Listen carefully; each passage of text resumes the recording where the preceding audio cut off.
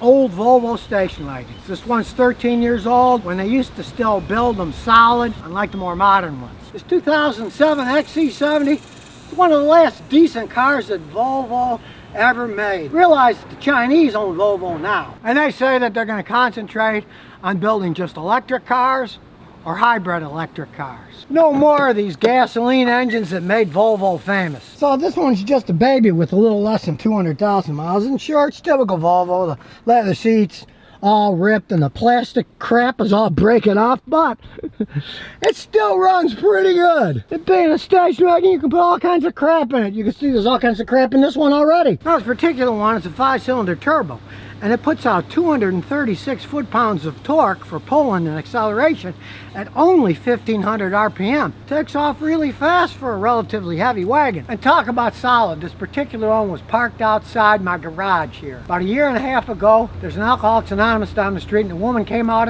in her Infinity SUV, proceeded to smash into the thing. I felt my whole house shudder. Then behind my garage, right here in the middle of the street, her Infinity SUV was sitting with the right front axle broken completely off and her bumper torn off and lying in the street. I said, "You just ran into my customer's car," and the woman said, "I didn't run into anything."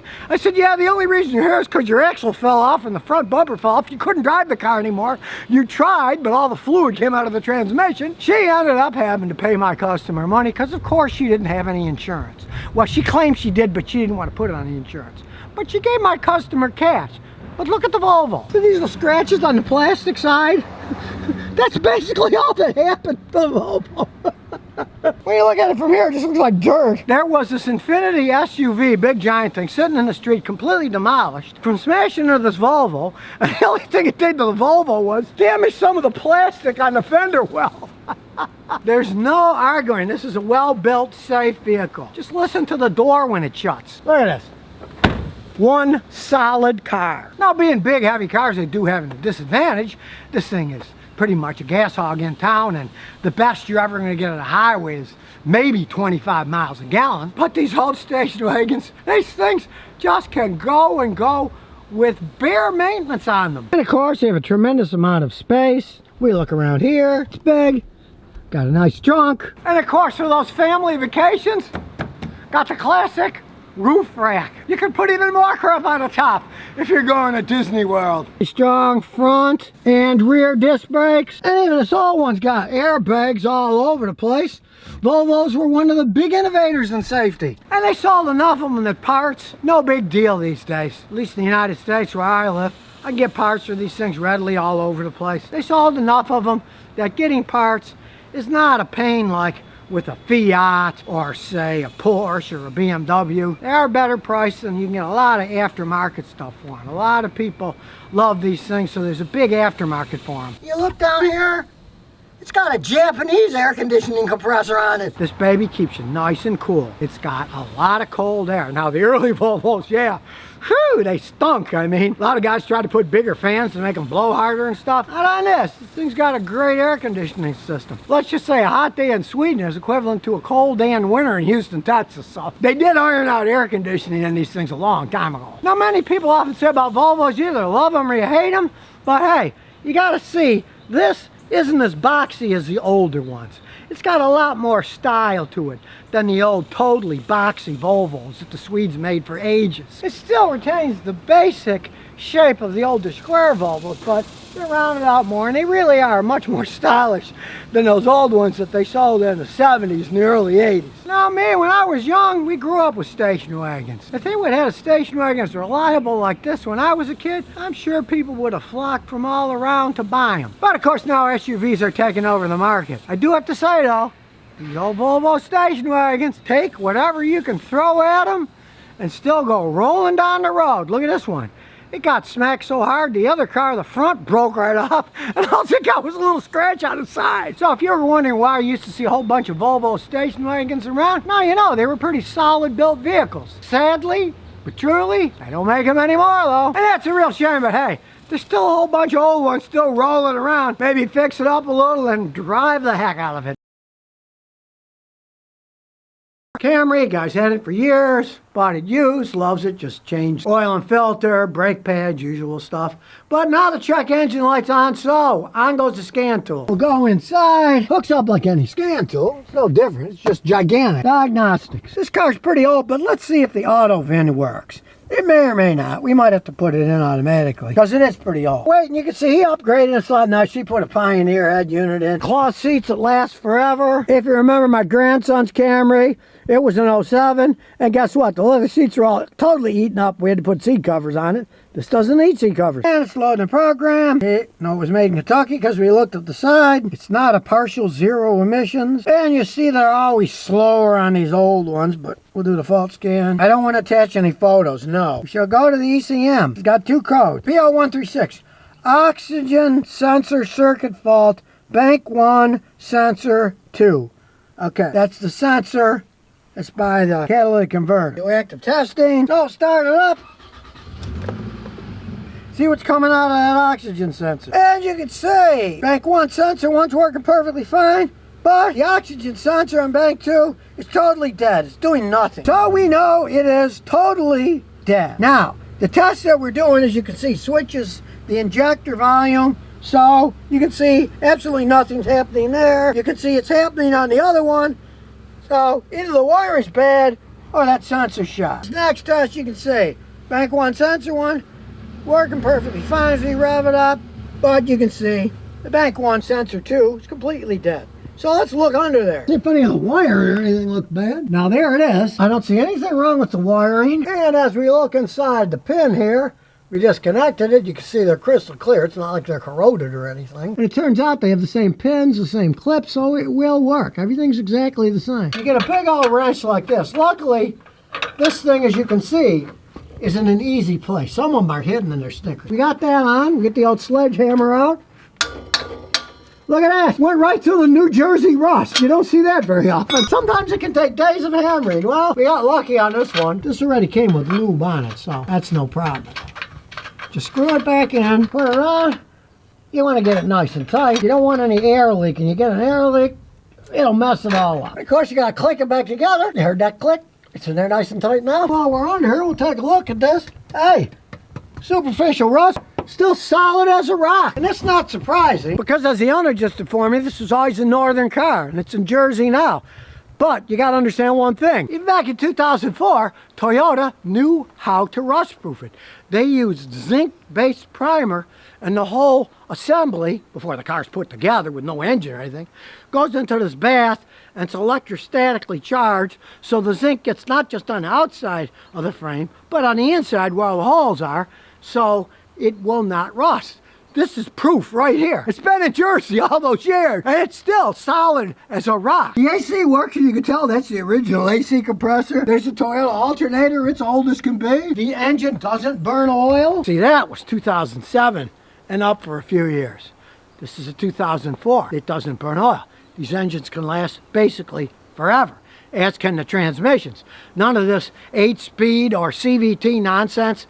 These transmissions, it's a simple 4-speed automatic.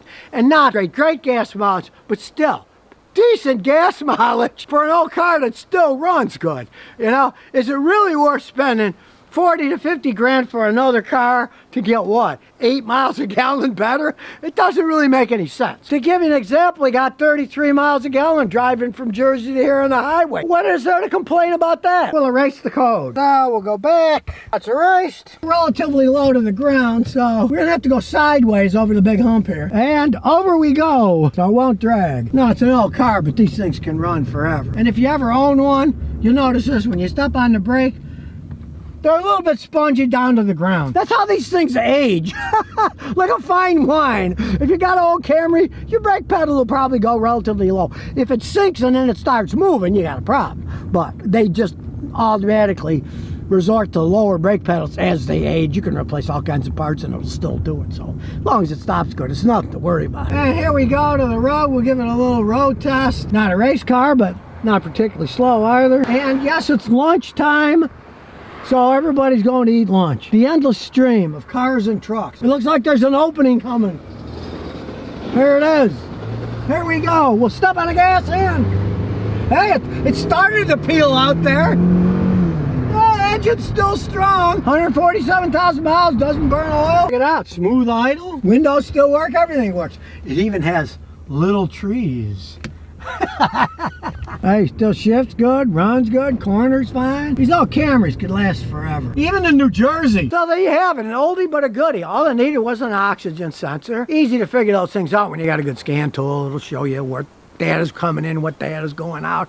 But for its age, it doesn't burn oil. It still shifts like a dream. It runs fine. And yeah, it's dated looking, but hey, it's a classic now, right? And he paid $3,800 for it years and years ago, and it's still going strong. And it's not rusted out in Jersey. What more could you ask for?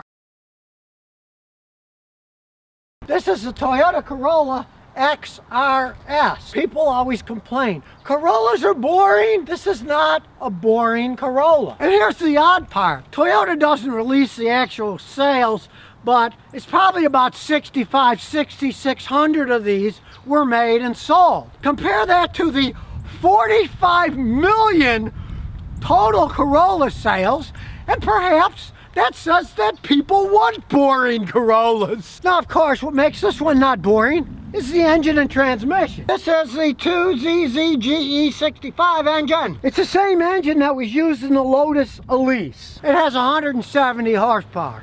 This light car, it gets up and goes, especially because of its transmission. It's got the same 6-speed transmission that the Lotus used. Now, when you look at the interior, it just looks like a normal Toyota Corolla.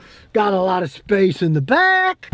The Corolla comfy seats, like any Toyota. It's got heat that works, air conditioning that works. Everything still works on it. Now, this vehicle was made as Toyota's response to the Civic Si. Kind of competitive. The Civic took off. For some reason, this was not a popular car. But it's an awful lot of fun to drive. You can still pick them up in the United States relatively cheaply. You can often find a decent one for $6 grand or a lot less. And with this engine and this transmission, it makes a great sleeper car. They think, oh, it's just a little Corolla, it can't do much. Well, it really can. As you can hear, it sounds a little different. Somebody might think, oh, it just sounds like a Corolla with a hole in the exhaust. But that's not the case. Like a Corolla? Well, listen to this. I don't think so.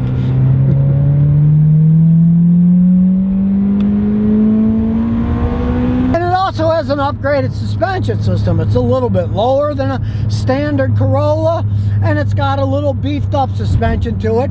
It's pretty amazing what a little Corolla that just looks normal can do. Now, you don't have to have one this loud, but he's put Flowmasters on it, so it's louder than normal. You can make them a lot quieter if you want, but of course, most people want to have them flow free and have a little more zip. Okay, now he bought it used for about $7 grand 3 years ago. He's put 50,000 miles on it, and the only thing that he had to do was change the valve cover gasket because it was leaking. Now, he modified the exhaust himself. He didn't have to. That shows you the quality. And when all those miles, he didn't put any money in it other than peanut money for a valve cover gasket that he did himself, yet it still runs fine. Now, this noise is what you're going to hear in all these engines. The cams on these, as they age, they make a little bit of noise, but it's nothing out of the ordinary. This is the ordinary noise that these things make.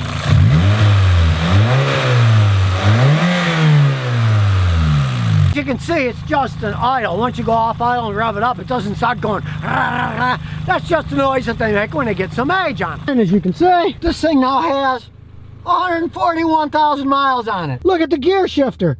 Doesn't wiggle at all. Still idles like a dream. And it is a Toyota Corolla, so look. Door cards are still clean. The dash is not cracked like it would be in a GM product. All the windows still work. Go up and down. And it's still got the stock Toyota radio with a CD player in it. Now, I left it static that way because if I ever turn on the radio and music plays, the people who made the music get mad and want money for it. So I can't play any music that I didn't create myself. The radio does work. I just turned it to an empty station. Now, it would make a good sleeper car, but he's kind of giving it away here. Telling everybody what's inside it. Of course, a lot of people would know what the heck that means, so that's not too big of a gift. giveaway. And it does have beautiful aftermarket rims on it. Now, he put these beautiful wheels on himself, but being a Corolla, even these fancy ones, it's only $600 for all four. You can have a lot of fun for a little bit of money in one of these things and still have an infinitely reliable machine. That's something you know they don't get. And plus, let's face the facts. We live in a capitalist society. Since they made somewhere between 6,000 and 7,000 of these, guess what? My bet is these things are going to go up in value. Look at the Honda S2000s. Different car, but now they're going for a ton of money. 15 years ago, you could get them pretty cheap. These you can still get pretty cheap now. But as there's less of them out there, and since they're Toyotas, they generally will still be in good shape. Get your hand on a good used one, you can have a lot of fun cheap. It might be worth quite a bit of money in the next 15, 20 years, you never know. Since they didn't make that many of them, that's a big deal in the car world. And especially something like this. 45 million Corollas, right? So they're not going to be worth much themselves. But when they're an XRS, less than 7,000 made, that's another story. Just don't get fooled by somebody sticking one of these chrome things on like one of my customers did once on a regular Corolla. If it doesn't have the engine and transmission and suspension, it's not going to be worth anything being a normal Corolla as it ages. It'll just be a good car to drive around in. And if you were totally insane, you could always throw some nitrous in the trunk and put a real big boost on it and it would really go like stink. Just realize if you're going to do something like that, be prepared to spend a lot of money because things will wear out faster. If you remember, the other day when I did a video on the guy's Turbo Supra that had 1,250 horsepower, well, he figured he's got about $200,000 into that car. Now, this guy's got like $8,000 in this car, so I'd be happy with one of these, having fun with that rather than $200,000. Just realize that this XRS was one of less than 7,000 made.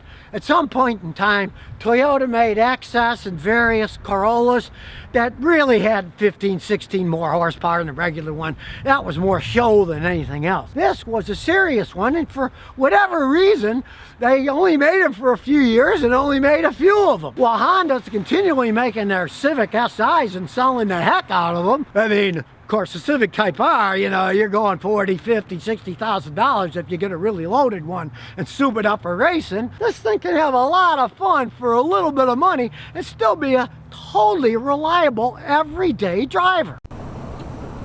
So if you never want to miss another one of my new car repair videos, remember to ring that bell.